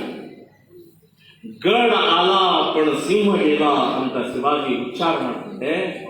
ಅವನಿಗೆ ಬಹಳ ದುಃಖ ಆಗುತ್ತೆ, ನನ್ನ ಬಲಗೈ ಹೋಯ್ತು ಅಂತ ಹೇಳಿ ಶಿವಾಜಿ ದುಃಖ ಆಗಿ ಆ ಕೊಂಡಾಣ ಕೋಟೆಗೆ ಸಿಂಹಗಡ ಅಂತ ಹೆಸರಿಡ್ತಾರೆ. ತಾನಾಜಿ ಹೆಸರು ಸಿಂಹಗಡ ಅಂತ ಕರೀತಾರೆ. ಇಂಥವ್ರು ನೂರಾರು ಜನ, ಸಾವಿರಾರು ಜನ ಇದ್ದ ಪರಿಣಾಮದಿಂದಲೇ ಹಿಂದೂವಿ ಸ್ವರಾಜ್ಯವನ್ನು ಸ್ಥಾಪನೆ ಮಾಡೋ ಆದರ್ಶ ಬಂದಂತಹ ವ್ಯಕ್ತಿತ್ವ ಛತ್ರಪತಿ ಶಿವಾಜಿ ಮಹಾರಾಜ. ನಮ್ಮ ಭಾಂಡಿಗೆಯವರು ಹೇಳಿದರು, ಹಿಂದೂ ರಾಷ್ಟ್ರ ಅಂತ 100ಕ್ಕೆ 100 ಸತ್ಯ ಇದೆ. ಇನ್ನು ಮೇಲೆ ಸೆಕ್ಯುಲರ್ ಜಾತ್ಯತೀತ ಸಾಕು. ಏನಿದ್ರು ಹಿಂದೂ ರಾಷ್ಟ್ರ, ಅಮೇರಿಕ ಕ್ರಿಶ್ಚಿಯನ್ ರಾಷ್ಟ್ರ ಆಗ್ಬೋದು, ಇಂಗ್ಲೆಂಡ್ ಕ್ರಿಶ್ಚಿಯನ್ ರಾಷ್ಟ್ರ ಆಗ್ಬೋದು, ರಷ್ಯನ್ ರಾಷ್ಟ್ರ ಆಗ್ಬೋದು, ಪಾಕಿಸ್ತಾನ್ ಇಸ್ಲಾಂ ರಾಷ್ಟ್ರ ಆಗ್ಬೋದು, ಹಿಂದೂಸ್ತಾನ್ ಹಿಂದೂ ರಾಷ್ಟ್ರ ಆಗಬೇಕು.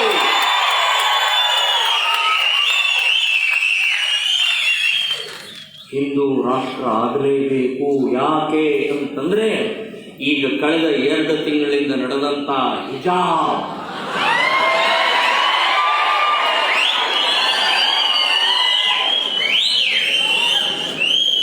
ಮೂರು ಕೂಟಿನ ಬಟ್ಟೆ ಅಲ್ಲ ಇದು. ಇದರ ಹಿಂದೆ ಇಸ್ಲಾಮಿಕ್ ಶಕ್ತಿ ಇದೆ ಅಂತನ್ನೋದು ನಾನು ಪ್ರಾರಂಭದಿಂದ ಹೇಳ್ತಾ ಬಂದಿದ್ದೇನೆ. ನಮ್ಮ ದೇಶಗಳ ಲುಂಗಿ ನೀರು ಕುಡಿದಿದ್ದಾರೆ. ಇರಾನ್ ಹೋಯ್ತು, ಇರಾಕ್ ಹೋಯ್ತು, ಇಂಡೋನೇಷ್ಯಾ ಹೋಯ್ತು, ಈಜಿಪ್ಟ್ ಹೋಯ್ತು, ಅಫ್ಘಾನಿಸ್ತಾನ ಹೋಯ್ತು, ಪಾಕಿಸ್ತಾನ ಹೋಯ್ತು, ಬಾಂಗ್ಲಾದೇಶ ಹೋಯ್ತು. ಭಾರತದೊಳಗಡೆ ಇರುವಂಥವರ ಕಣ್ಣು ಭಾರತದ ಮೇಲಿದೆ. ಇದನ್ನು ಇಸ್ಲಾಮೀಕರಣ ಮಾಡಬೇಕು, ಅದಕ್ಕೆ ಹೊರಟಿದ್ದಾರೆ. ಹಿಜಾಬ್ ಒಂದು ನಿಮಿತ್ತ ಅಷ್ಟೇ. ಈಗೆಲ್ಲ ಒಂದೊಂದಾಗಿ ಹೊರಗೆ ಬರ್ತಾ ಇದೆ. ಕೋರ್ಟಿಗೆ ಹೋದವರು ಯಾರು? ಆ 6 ಜನ ಮುಸ್ಲಿಂ ವಿದ್ಯಾರ್ಥಿನಿಯರು. ನೀವು ಕೋರ್ಟಿಗೆ ಹೋದ್ರಿ, ಕೋರ್ಟ್ ಹೇಳ್ತು ಇಂಟೀರಿಯಂ ಆರ್ಡರ್ ಅಂದ್ರೆ ಮಧ್ಯಂತರ ಆಜ್ಞೆಯನ್ನು ಮಾಡ್ತಾರೆ. ಫೈನಲ್ ಆರ್ಡರ್ ಜಡ್ಜ್ಮೆಂಟ್ ಎಲ್ಲ ವಾದ ವಿವಾದ ಕೇಳಿದ ಮೇಲೆ ನಾವು ಫೈನಲ್ ಆರ್ಡರ್ ಕೊಡ್ತ ಮುಂಚೆ ಈಗ ಇಂಟೀರಿಯಂ ಆರ್ಡರ್ ಕೊಡ್ತಾ ಇದೀವಿ. ಏನು? ಸಮವಸ್ತ್ರ ಅನ್ನುವಂತ ಬಟ್ಟೆ ಮಾತ್ರ ಧರಿಸ್ಕೊಂಡು ಹೋಗಬೇಕು. ಕೇಸರಿ ಅಥವಾ ಹಿಜಾಬ್ ಯಾವುದೂ ಧರಿಸ್ಕೊಂಡು ಹೋಗಂಗಿಲ್ಲ ಅಂತ ಹೇಳಿ ಕೋರ್ಟ್ ಇಂಟೀರಿಯಂ ಆರ್ಡರ್ ಅನ್ನು ಮಾಡಿತು. ಹಿಂದೂ ವಿದ್ಯಾರ್ಥಿಗಳು ಕೇಸರಿ ಶಾಲವನ್ನ ತೆಗೆದು ಕೋರ್ಟಿಗೆ ಗೌರವವನ್ನು ಸೂಚಿಸಿದ್ರು, ಕೋರ್ಟಿಗೆ ಮಾನ್ಯತೆ ಕೊಟ್ಟರು, ಕೋರ್ಟ್ ಆರ್ಡರ್ ಅನ್ನು ಒಪ್ಪಿದ್ರು. ಅದಕ್ಕೆ ನಾನು ಕರ್ನಾಟಕದ ಹಿಂದೂ ವಿದ್ಯಾರ್ಥಿಗಳಿಗೆ 1000 ಪ್ರಣಾಮಗಳನ್ನು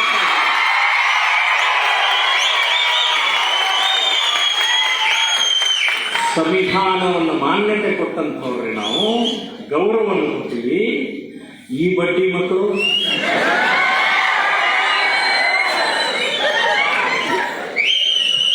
ಹಿಜಾಬ್ ಬಿಡ್ರಿ, ಬುರ್ಕಾನೆ ಹಾಕೊಂಡು ಬಂದ್ಬಿಟ್ಟು ನಮಗೆ ಹಿಜಾಬ್ ಬೇಕು, ನಮಗೆ ಶಿಕ್ಷಣ ಬೇಡ, ಹಿಜಾಬ್ ಬೇಕು, ಹಿಜಾಬ್ ಹಿಜಾಬ್ ಹಿಜಾಬ್ ಅಂತ ಹೇಳ್ತಾ ಬಂದ್ರು. ಹೌದು, ಹಿಜಾಬ್ ಬೇಕು ನಿಮಗೆ, ಕೋರ್ಟ್ ಆರ್ಡರ್ ಇದೆ, ನಮಗೆ ಕೋರ್ಟ್ ಸಂಬಂಧ ಇಲ್ಲ. ನೋಡಿ ಎಂಥ ಸೊಕ್ಕು. ಯಾರು ಹೇಳ್ತಾ ಇದ್ದಾರೆ? ಹುಡುಗಿಯಾರು. ಇವರ ಹಿಂದೆ ಇರುವಂತ ಮುಲ್ಲಾ ಮೌಲವಿಗಳ ತಲೆಯೊಳಗೆ ತುಂಬಿ ಕಳಿಸಿದ್ದಾರೆ.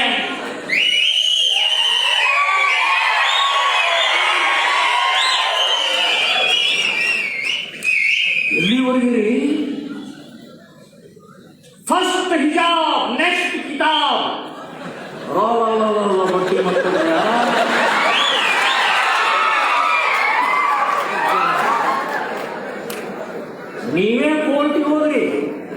ಕೋರ್ಟ್ ಆರ್ಡರ್ ಏನ್ ಮಾಡಿದ ಅದನ್ನು ಪಾಲಿಸೋದಿಲ್ವಾ? ಯಾವ ದೇಶದಲ್ಲಿ ನೀವು ಡಾಕ್ಟರ್ ಅಂಬೇಡ್ಕರ್ ಬರೆದಂತಹ ಈ ದೇಶದಲ್ಲಿ ಸ್ವಾತಂತ್ರ್ಯ ಕೊಟ್ಟಿದ್ದಾರೆ. ಸ್ವಾತಂತ್ರ್ಯ ಅಂದ್ರೆ ಸ್ವೇಚ್ಛಾಚಾರ ಅಲ್ಲ, ಸ್ವಾತಂತ್ರ್ಯದ ಅಡಿಯಲ್ಲೇ ಇರುವಂತಹ ಕೋರ್ಟ್ ಹೇಳುತ್ತೆ, ಆರ್ಡರ್ ಮಾಡುತ್ತೆ, ಅದನ್ನು ಪಾಲಿಸುವುದಿಲ್ಲ. ಶಾಲಾ ಕಾಲೇಜುಗಳ ಆವರಣದ ಸುತ್ತಲೂ 200 ಮೀಟರ್ ಅವರು ಒಳಗಡೆ ನುಗ್ಗಿ ಪ್ರತಿಭಟನೆಗಳನ್ನು ಮಾಡ್ತಾ ಇದ್ದಾರೆ. ಸೊ ಈಗ ಗೊತ್ತಾಯ್ತಾ ಹಿಂದೂ ಸಮಾಜಕ್ಕೆ, ಅವರಿಗೆ ಸಂವಿಧಾನ ಡಾಕ್ಟರ್ ಅಂಬೇಡ್ಕರ್ ಅಥವಾ ಇನ್ಯಾವುದೋ ಅಲ್ಲ, ಅವರಿಗೆ ಇಸ್ಲಾಂ ಇಸ್ಲಾಂ ಇಸ್ಲಾಂ ಅಂತನ್ನುವಂಥದ್ದನ್ನು ನೆನಪಿಟ್ಕೊಡ್ರಿ. ನಾನು ದಲಿತ ಬಂಧುಗಳಿಗೆ ಕೈ ಮುಗಿದು ಕೇಳ್ಕೊಳ್ತಾ ಇದ್ದೀನಿ. ಯಾಕೆ ಅಂತಂದ್ರೆ ನಿಮ್ಮನ್ನ ದುರುಪಯೋಗ ತಗೊಳ್ತಾ ಇದ್ದಾರೆ ಇಸ್ಲಾಮಿನ ಶಕ್ತಿ. ಅದಕ್ಕೆ ಬಲಿಯಾಗಕ್ಕೆ ಹೋಗ್ಬೇಡ್ರಿ. ಡಾಕ್ಟರ್ ಅಂಬೇಡ್ಕರ್ಗೆ ಬೆಲೆ ಕೊಡ್ಲಿಲ್ಲ, ಇನ್ನು ನಿಮಗೆ ಕೊಡ್ತಾರ್ರಿ. ದಲಿತ ಬಂಧುಗಳೇ, ನೀವು ಹಿಂದೂಗಳು ಹೌದು, ನಮ್ಮಲ್ಲಿ ತಪ್ಪಿದೆ, ನಮ್ಮ ಸಮಾಜದಲ್ಲಿ ಅಸ್ಪೃಶ್ಯತೆ ಇದೆ, ನಾನು ಒಪ್ಕೊಳ್ತೇನೆ. ಅದನ್ನು ನಾವು ನೀವು ಕೂಡಿ ಸರಿ ಮಾಡೋಣ. ಡಾಕ್ಟರ್ ಅಂಬೇಡ್ಕರ್ ನಾನು ಹುಟ್ಟಿದ್ದು ಹಿಂದೂ, ಆದರೆ ಹಿಂದೂ ಆಗಿ ಸಾಯುವುದಿಲ್ಲ ಅಂತ ಹೇಳಿದಂತ ಸಮಯದಲ್ಲಿ ಮುಸ್ಲಿಂ ನಿಜಾಮ ಬಂದು ಭೇಟಿಯಾದ. ನೀವು ಮುಸ್ಲಿಮರಾಗಿ ನಿಮಗೆ ಅದು ಮಾಡ್ತೀನಿ ಇದು ಮಾಡ್ತೀನಿ ರಾಜ ಮಾಡ್ತೀನಿ ಅದು ಮಾಡ್ತೀನಿ ಅಂತ ಹೇಳಿದ್ರು. ಡಾಕ್ಟರ್ ಅಂಬೇಡ್ಕರ್ ಒಪ್ಕೊಳ್ಳಿಲ್ಲ. ಕ್ರಿಶ್ಚಿಯನ್ ಬಂದ್ರು, ನೀವು ಕ್ರಿಶ್ಚಿಯನ್ ಆಗಿ ನಾವು ನಿಮಗೆ ವ್ಯಾಟಿಕನ್ ಸಿಟಿಯ ಪೋಪ್ ಮಾಡ್ತೀವಿ ಅಂತ ಹೇಳಿದ್ರು. ನೋಡಿ, ಡಾಕ್ಟರ್ ಅಂಬೇಡ್ಕರ್ ಎಂಥ ದೂರದೃಷ್ಟಿ, ಎಂಥ ದೇಶಭಕ್ತಿರಿ. ಅವರು ಹೇಳಿದ್ದು ಸ್ಪಷ್ಟವಾಗಿ ಹೇಳಿದರು, ಇಸ್ಲಾಂ ಮತ್ತು ಈಸಾಯಿ, ಕ್ರಿಶ್ಚಿಯನ್ ಮತ್ತು ಮುಸಲ್ಮಾನ ಈ ಧರ್ಮ ಹುಟ್ಟಿದ್ದು ವಿದೇಶದಲ್ಲಿ, ನಮ್ಮ ದೇಶದಲ್ಲಿ ಹುಟ್ಟಿಲ್ಲ. ನಮ್ಮ ದೇಶದಲ್ಲಿ ಹುಟ್ಟಿದಂತಹ ಬೌದ್ಧ ಧರ್ಮವನ್ನು ನಾನು ಸೇರ್ತೀನಿ ಅಂತ ಹೇಳಿ ದೇಶಭಕ್ತಿಯನ್ನು ಇದು ಅಂಬೇಡ್ಕರ್, ಇದು ಡಾಕ್ಟರ್ ಅಂಬೇಡ್ಕರ್, ಇದು ದೇಶಭಕ್ತಿ. ಸೊ ದಲಿತರೇ, ದೇಶ ಮುಖ್ಯ, ಇಸ್ಲಾಂ ಅಲ್ಲ, ಕ್ರಿಶ್ಚಿಯನ್ ಅಲ್ಲ ಅಂತ ನೆನಪಿಟ್ಕೊಳ್ಳಿ. ನಿಮ್ಮನ್ನೂ ಬಲಿ ತಗೊಳ್ತಾರೆ. ಹೇಗೆ ಅಂತನ್ನೋದು ಹೇಳ್ತೀನಿ. ಓವೈಸಿ ಬಡ್ಡಿ ಮಗ ಅವ್ನು ತಗೊಳ್ಳ, ಏನ್ ಹೇಳ, 15 ನಿಮಿಷ ಪೊಲೀಸರು ಪಕ್ಕಕ್ಕೂ ಸರಿ 100 ಕೋಟಿ ಹಿಂದೂಗಳನ್ನು ನಾವು ಕೊಂದು ಬಿಸಾಕ್ತೀವಿ ಅಂತ ಹೇಳೋದು. ಬೋಸಡಿಕೆ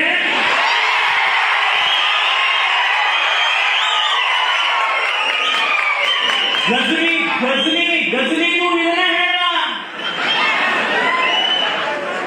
ಔರಂಗಜೇಬ್ ಇದನ್ನ ಹೇಳ, ಬಾಬರ್ಗೂ ಇದನ್ನ ಹೇಳ, ಟಿಪ್ಪು ಸುಲ್ತಾನ್ ಇದನ್ನ ಹೇಳ. ಆದ್ರೆ ಯಾರು ಇದನ್ನ ಅಲ್ಲಾಡಿಸಕ್ಕಾಗಲಿಲ್ಲ. ಇದೇ ಹೆಮ್ಮಾಂಡಿನಲ್ಲಿ ಗೋರಿ ಮಾಡಿದ್ವಿ, ಗೋರಿ.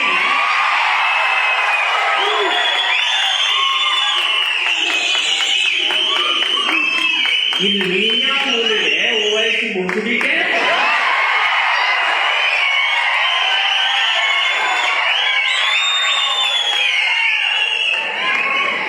ಇನ್ನು ಅವರು ದಲಿತರು, ನೀವು ಪಕ್ಕಕ್ಕೆ ಸರಿ, 100 ಕೋಟಿ ಒಳಗೆ ನೀವು ಬಹಳ ಒಳ್ಳೆಯವರಿದ್ದೀರಿ, ನೀವು ಪಕ್ಕಕ್ಕೆ ಸರಿ ಅಂತ ಹೇಳಲಿಲ್ಲ. ಕಾಂಗ್ರೆಸ್ನವರು ನೀವು ಬಹಳ ಒಳ್ಳೆಯವರಿಗೆ, ನಮಗೆಲ್ಲ ಮಸೀದಿ ಕಟ್ಕೊಟ್ಟಿದ್ದೀರಿ,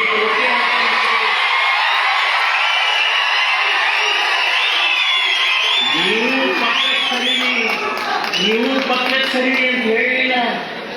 ನಿಮ್ಮನ್ನು ಸೇರಿಸಿ 100 ಕೋಟಿ ಅಂತ ಹೇಳ.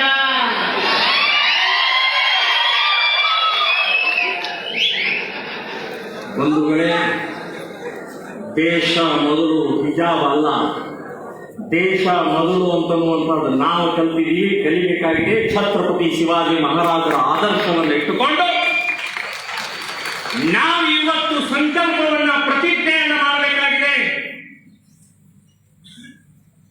ಇವತ್ತು ಮುಸ್ಲಿಮರು ನಮಗೆ ಸರ್ಬತ್ತು ಕೊಡ್ತಾರೆ. ಕುಡಿದ್ರೆ ನೀವು ಕುಡಿದ್ರೆ ಇಲ್ಲೋ ಗೊತ್ತಿಲ್ಲ, ಉಗುಳಿ ಕೊಟ್ಟಿರ್ತಾರ್ರಿ, ಉಗುಳಿ ಹಲಾಲ್ ಹಲಾಲ್. ನೀವು ಗಟ ಗಟ ಗಟ ಕುಡಿದ್ರೆ ಮಂಗೇನ್ ಮಾಡ್ತಾರ?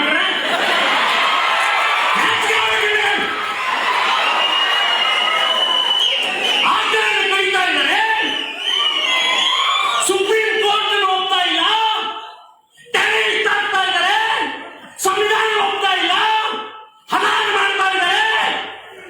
ಹಿಂದೂ ಮತ್ತು ಮುಸ್ಲಿಂ, ಹಿಂದೂ ಮುಸ್ಲಿಂ ಭಾಯಿ ಭಾಯಿ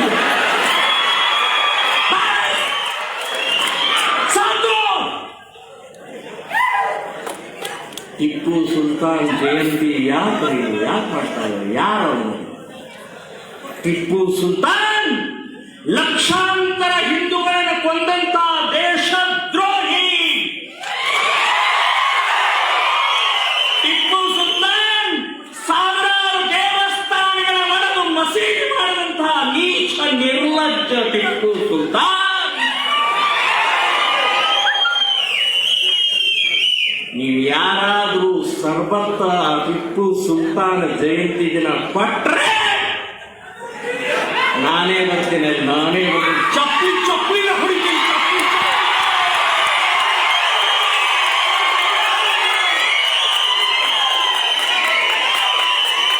ನಮ್ಮಂತವ್ರು ಜೀವ ಎಷ್ಟು ತಗೊಂಡ್ರು, ಹಿಂದೂ ಹಿಂದೂ ಹಿಂದೂ ಅಂತ ಸಾಯ್ತಾ ಇದ್ದೀನಿ.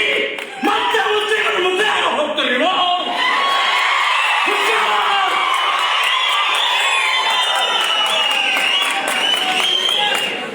67 ವಯಸ್ಸಾಯ್ತದ್ರಿ, 67 ವಯಸ್ಸು, 45 ವಯಸ್ಸಾಯ್ತು. 45 ವರ್ಷ ಆಯ್ತು ಮನೆ ಬಿಟ್ಟು.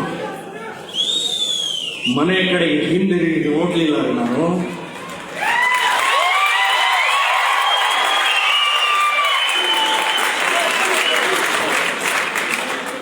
ಒಂದು 107 ಕೇಸ್ ಹಾಕಿದ್ರು, 1000 ಕೇಸ್ ಹಾಕಿ.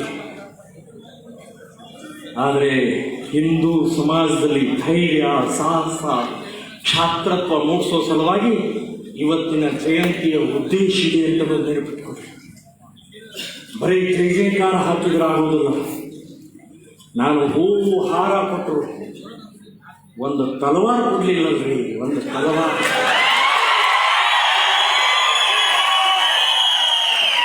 ಹೂವು ಹಾರ ಸಾಕ್ರಿ, ಸಾಕು. ಈ ಪ್ರತಿಯೊಬ್ಬರ ಮನೆಯಲ್ಲಿ ಒಂದು ತಲವಾರು ಇಟ್ಟುಕೊಳ್ಳುವಂತಹ ಕಾಲ ಬಂದಿದೆ. ದೇಶದ ರಕ್ಷಣೆಗೋಸ್ಕರ, ನಮ್ಮ ತಾಯಂದಿರ ರಕ್ಷಣೆಗೋಸ್ಕರ, ನಮ್ಮ ದೇವಸ್ಥಾನದ ರಕ್ಷಣೆಗೋಸ್ಕರ, ಭಾರತ ಮಾತೆಯ ರಕ್ಷಣೆಗೋಸ್ಕರ ಮನೆಯಲ್ಲಿ ಒಂದು ತಲವಾರು.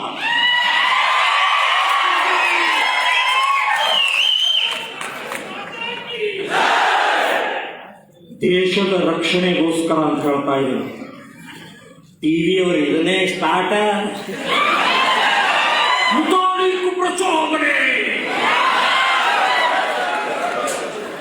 ಹೌದ್ರಿ, ಎಷ್ಟು ಮಸೀದಿಯಲ್ಲಿ ತಲವಾರುಗಳಿದ್ದಾವೆ ಅಂತ ಹೇಳ್ತೀರ. ನಾನು ಅವ್ರ ತಪಾಸಣೆ ಮಾಡ್ತೀನಿ. ನೀವು ತಾಕತ್ತಿದೆಯಾ ನಿಮ್ಮಲ್ಲಿ? ಲೀಸ್ಟ್ ಕೊಡ್ತೀನಿ, ಲೀಸ್ಟ್. ಅದ್ರ ಮುತಾಲಿಕ್ ಹೇಳಿದ್ದು ದೊಡ್ಡ ವಿಷಯ. ಮುಕ್ರಮ್ ಖಾನ್ ಅಂತ ಹೇಳಿ ಸೇಡಮ್ಮಿನ ಕಾಂಗ್ರೆಸ್ಸಿನ ಅಧ್ಯಕ್ಷ, ನಮ್ಮ ರಾಜ್ಯದ ಅಧ್ಯಕ್ಷರು ಆಂದೋಲನ್ ಸ್ವಾಮೀಜಿಯವರಿಗೆ, ವಿಜಯಪುರದ MLA ಬಸವನಗೌಡ ಪಾಟೀಲ್ ಅವರಿಗೆ, ಮುಕ್ರಮ್ ಖಾನ್ ಹೇಳ್ತಾನೆ, ಅವರಿಬ್ಬರು ಕಡ್ದು ತುಂಡು ಮಾಡ್ತಾರೆ. ಬೊಸುಡಿಕೆ ಕಡಿಯಾಕ ಕಬ್ಬ ಇವತ್ತಿದೆ. ನಮ್ಮ ಗಂಡಗರಿಯಾದಂತಹ ವೀರ ಸನ್ಯಾಸಿಯಾದಂತಹ ವಿವೇಕಾನಂದರ ಸ್ವರೂಪ ಆದಂತಹ ನಮ್ಮ ಆಂದೋಲನ ಸ್ವಾಮೀಜಿಗಳ ತಾಕತ್ತಿದ್ರೆ ಬಾಗ್ಲೆ ಅಂತ ಹೇಳಿ ಹೊರಟರು ಸೇಡಮ್ಮಿಗೆ. ಅವನು ಓಡೇ ಹೋದ. ಸೊ ಬಂಧುಗಳೇ, ಕೊನೆಯದಾಗಿ ನಾನು ಹೇಳೋದಿಷ್ಟೇ. ಇವತ್ತು ಡಾಕ್ಟರ್ ಮಾನೆಯವರು ಹೂವಿನ ಜೊತೆಗೆ ಒಂದು ಪುಸ್ತಕ ಕೊಟ್ಟರು. ಆ ಯುಗಾವತಾರ ಅಂತನ್ನುವಂಥ ಪುಸ್ತಕಗಳು, ಓ.ವೆ. ಶೇಷಾದ್ರಿ ಅಂತನ್ನುವಂಥ ಮಹಾನ್ ವ್ಯಕ್ತಿ ಬರೆದಂಥ ಪುಸ್ತಕ ಶ್ರೇಷ್ಠವಾದಂಥ ಪುಸ್ತಕ. ಅಕ್ಷರ ಅಕ್ಷರ ವಾಕ್ಯ ವಾಕ್ಯ ಹೋದಾಗೆ ರೋಮಾಂಚನ ಆಗುತ್ತೆ. ಇಲ್ಲಿ ಕೂತಂಥವರಿಗೆ ನಾನು ಕೈ ಮುಗಿದು ವಿನಂತಿ ಮಾಡ್ಕೊಳ್ತೀನಿ, ಪ್ರತಿಯೊಬ್ಬರು ಆ ಪುಸ್ತಕವನ್ನು ಕೊಂಡು ಮನೆಯಲ್ಲಿಡ್ರಿ, ಓದ್ರಿ. ಮನೆಯಲ್ಲಿ ಒಂದು ಛತ್ರಪತಿ ಶಿವಾಜಿ ಫೋಟೋ ಹಾಕ್ರಿ. ಮನೆಯಲ್ಲಿ ಛತ್ರಪತಿ ಶಿವಾಜಿ ಒಂದು ಖಡ್ಗ ಇಡ್ರಿ.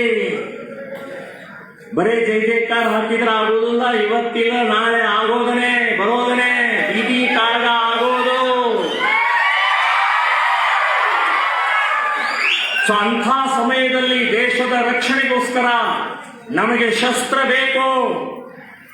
ಕೊನೆಯದಾಗಿ ಒಂದನ್ನು ಹೇಳಿ ನಾನು ಮುಗಿಸ್ತಾ ಇದ್ದೀನಿ. ಪ್ರಭು ಶ್ರೀ ರಾಮಚಂದ್ರ ನಾಳೆ ಪಟ್ಟಾಭಿಷೇಕ ಆಗಬೇಕು. ವೈಭವದಿಂದ ಅಯೋಧ್ಯ ಇಡೀ ರಾಜ್ಯದಲ್ಲಿ ಆನಂದವಾಗಿ ಬಾಜಾ ಭಜಂತ್ರಿ ಸಂಗೀತ ನೃತ್ಯ ವೈಭವದಿಂದ ಕೂಡಿದಂತಹ ಆ ಕ್ಷೇತ್ರದಲ್ಲಿ ರಾತ್ರಿ 11 ಗಂಟೆಗೆ ಆ ರಾಮನಿಗೆ ತಂದೆ ದಶರಥ, ರಾಮ ನೀನು ಕಾಡಿಗೆ ಹೋಗಬೇಕಪ್ಪ, ಕಾಡಿಗೆ ಹೋಗಬೇಕು, ನಾಳೆ ರಾಜ ಆಗಬೇಕು, ಅಯೋಧ್ಯ ರಾಜ. ಕಿರೀಟ ಹಾಕೊಂಡಿದ್ದಾರೆ, ಎಲ್ಲ ಮೈ ಮೇಲೆ ಬಟ್ಟೆ ಹಾಕೊಂಡಿದ್ದಾರೆ, ವಜ್ರ ವೈಡೂರುಗಳೆಲ್ಲ ಬಟ್ಟೆ ಮೈ ಮೇಲೆ ಹಾಕೊಂಡಿದ್ದಾರೆ. ನೀನು ಕಾಡಿಗೆ ಹೋಗಬೇಕು ಅಂತ ಹೇಳಿದ ಕೂಡಲೇ ಅಷ್ಟೇ ಆನಂದದಿಂದ ಸ್ವೀಕಾರ ಮಾಡಿ, ಆಯ್ತಪ್ಪ ನಾನು ಹೋಗಿ ಬರ್ತೀನಿ ಅಂತ ಹೇಳಿ ತನ್ನ ಬಟ್ಟೆ ಬಿಚ್ಚಿದ, ಕಿರೀಟ ಇಟ್ಟ, ಕೈಯಲ್ಲಿನ ಉಂಗುರ ತೆಗೆದ, ಕಡಗ ತೆಗೆದ, ಎಲ್ಲವನ್ನೂ ತೆಗೆದು ನಾರಿನ ಬಟ್ಟೆ ಹಾಕೊಂಡು ನಮಸ್ಕಾರ ಮಾಡಿದ. ಎಲ್ಲರಿಗೂ ನಮಸ್ಕಾರ ಮಾಡಿ ಹೊರಡಬೇಕಾದ್ರೆ ಒಂದನ್ನು ಬಿಡಲಿಲ್ಲ. ಎಲ್ಲವನ್ನೂ ಬಿಚ್ಚಿಟ್ಟಂಥ, ಎಲ್ಲವನ್ನೂ ಬಿಟ್ಟಂಥ ವ್ಯಕ್ತಿ ರಾಮ. ಬಿಲ್ಲು ಬಾಣ ಬಿಡಲಿಲ್ಲ. ಬಿಲ್ಲು ಬಾಣ ತನ್ನ ಬೆನ್ನಿಗೆ ಕಟ್ಕೊಂಡು ಹೊರಟ. ಬಿಲ್ಲು ಬಾಣ ಅಂದ್ರೆ ಕ್ಷಾತ್ರತ್ವ, ಬಿಲ್ಲು ಬಾಣ ಅಂದ್ರೆ ಹೋರಾಟ, ಬಿಲ್ಲು ಬಾಣ ಅಂದ್ರೆ ಅಧರ್ಮಿಗಳನ್ನು ನಾಶ ಮಾಡುವಂತಹ ಧರ್ಮದ ಪ್ರತೀಕ, ಶಕ್ತಿ, ಶೌರ್ಯ. ಸೊ ಇವತ್ತು ನಾವು ನಮ್ಮ ಮೈ ಮೇಲೆ ಎಲ್ಲ ಆಭರಣಗಳಿದ್ದಾವೆ, ಎಲ್ಲ ಇದ್ದಾವೆ, ಬಿಲ್ಲು ಬಾಣ ಇಲ್ಲ, ಕ್ಷಾತ್ರತ್ವ ಇಲ್ಲ, ಹೋರಾಟ ಇಲ್ಲ, ಶಕ್ತಿ ಇಲ್ಲ, ಶೌರ್ಯ ಇಲ್ಲ. ಬಂಧುಗಳೇ, ಇವತ್ತು ಬೇಕಾಗಿದೆ. ಇವತ್ತು ಶೌರ್ಯ, ಕ್ಷಾತ್ರತ್ವ, ಹೋರಾಟ, ಅಧರ್ಮಿಗಳನ್ನ, ದೇಶದ್ರೋಹಿಗಳನ್ನ ಮೆಟ್ಟಿನಿರುವಂತಹ ಶಕ್ತಿ, ಸಾಮರ್ಥ್ಯ ಇವತ್ತು ಬೇಕಾಗಿದೆ. ಅದನ್ನ ಛತ್ರಪತಿ ಶಿವಾಜಿ ಜೀರೋದಿಂದ, ಜೀರೋ ಏನೂ ಇರಲಿಲ್ಲ, ಜೀರೋದಿಂದ ಹೀರೋ ಆಗಿ ನಮ್ಮ ಮುಂದೆ, ಕಣ್ಣು ಮುಂದೆ ಆದರ್ಶವಾದಂತಹ ವ್ಯಕ್ತಿತ್ವ ಇದೆ. ನಾವು ಇವತ್ತು ಮನೆಯಲ್ಲಿ ಆ ಛತ್ರಪತಿ ಶಿವಾಜಿಯ ಆದರ್ಶವನ್ನ, ವಿಚಾರವನ್ನ, ದೇಶಭಕ್ತಿಯನ್ನ, ಶೌರ್ಯವನ್ನ ನಾವೆಲ್ಲರೂ ತಗೊಂಡು ಹೋಗೋಣ. ನಮ್ಮ ಭಾರತ